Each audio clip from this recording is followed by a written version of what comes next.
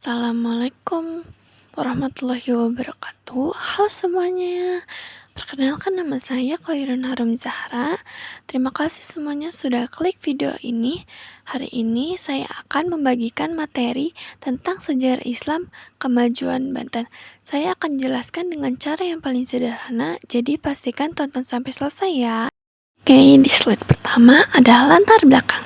Sebelum Islam, wilayah Banten berada di bawah kerajaan Sunda atau Hindu dan Buddha. Pesisir Banten menjadi jalur perdagangan internasional. Ada Arab, Gujarat, Persia, dan Cina. Islam masuk melewati para pedagang perkawinan serta dakwah ulama seperti Sunan Gunung Jati. Dan setelah penaklukan Sunda Kulapa pada tahun 1527, Banten berkembang menjadi Kesultanan Islam di bawah Maulana Hasanuddin. Kedua ada letak kerajaan. Lokasi geografis berada di ujung barat Pulau Jawa, pusatnya di Banten Lama atau Serang.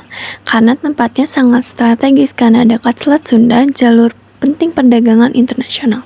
Keunggulannya ada menjadi pusat perdagangan lada dan persinggahan jamaah haji Nusantara bagi para pedagang dari Asia Barat, India, Tiongkok, dan Eropa. Slide selanjutnya ada silsilah raja-raja. Yang pertama ada Raja Maulana Hasanuddin sebagai pendiri, dan yang kedua ada Maulana Yusuf sebagai memperluas pengaruh Banten. Ketiga ada Maulana Muhammad yang memimpin sampai wafatnya ketika melakukan ekspedisi. Keempat ada Abu al-Mufakir Muhammad Abdul Qadir sebagai yang menguatkannya hubungan perdagangan luar. Kelima ada Abu al-Ma'ali Ahmad Rahmatullah sebagai penerus garis penguasa. Yang keenam ada Sultan Ageng Tirtayasa yang dimana masa kejayaannya tokoh paling terkenal dan berpengaruh.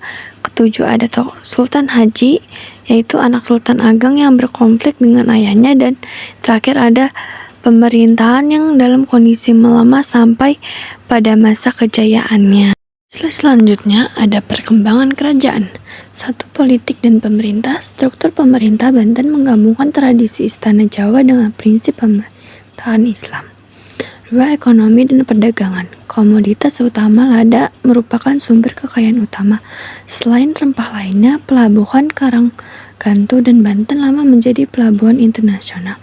Banyak pedagang asli yang menetap atau singgah seperti Arab, Gujarat atau India, Persia, Cina, Inggris, Portugis, dan Belanda.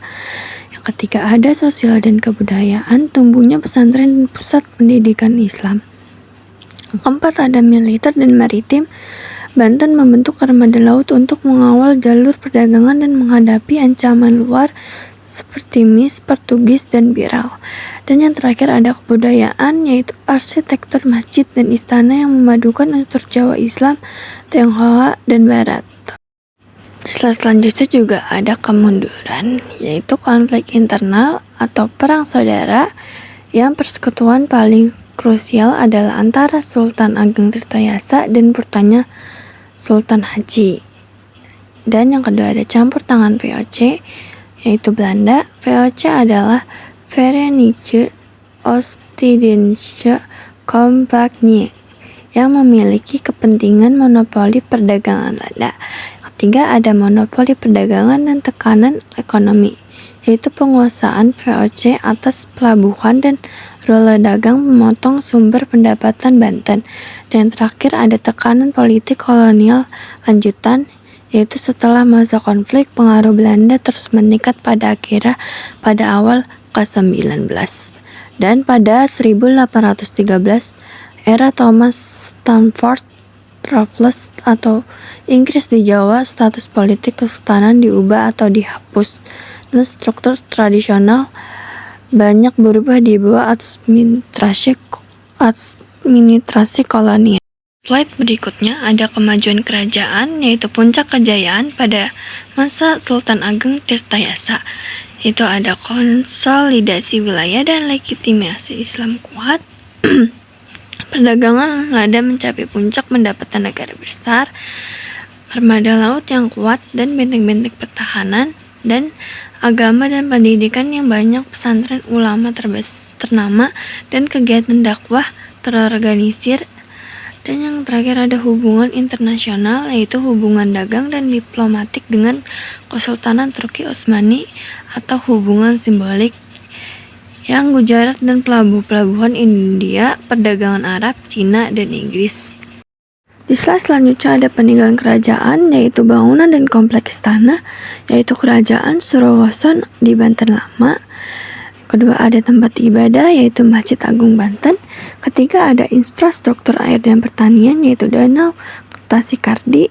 Keempat ada benteng dan artefak militer, yaitu Benteng Spellwiji atau benteng peninggalan kolonial yang terkait konflik VOC. Kelima ada pelabuhan dan pusat perdagangan, yaitu Pelabuhan Karanggantu. Keenam ada makam dan situs sejarah, yaitu Makam Sultan Banten, dan ulama. Yang terakhir ada warisan budaya non-bangunan. Jadi, kesimpulannya adalah Banten adalah contoh kerajaan Islam maritim yang berhasil menggabungkan kekuatan politik, ekonomi, dan keagamaan. Kejayaan Banten didorong oleh letak strategis kekayaan rempah atau lada, armada laut, dan dukungan ulama atau pesantren. Konflik internal atau terutama perebutan kekuasaan antara Sultan Ageng dan Sultan Haji. Warisan Banten tetap hidup, seperti masjid, keraton, makam, tradisi pesantren, dan kebudayaan Islam yang membentuk identitas wilayah hingga masa modern. Oke, itu saja video materi yang bisa saya berikan. Jika ada masalah atau kekurangan, saya mohon maaf. Demikian saya pamit undur diri. Terima kasih. Wassalamualaikum warahmatullahi wabarakatuh.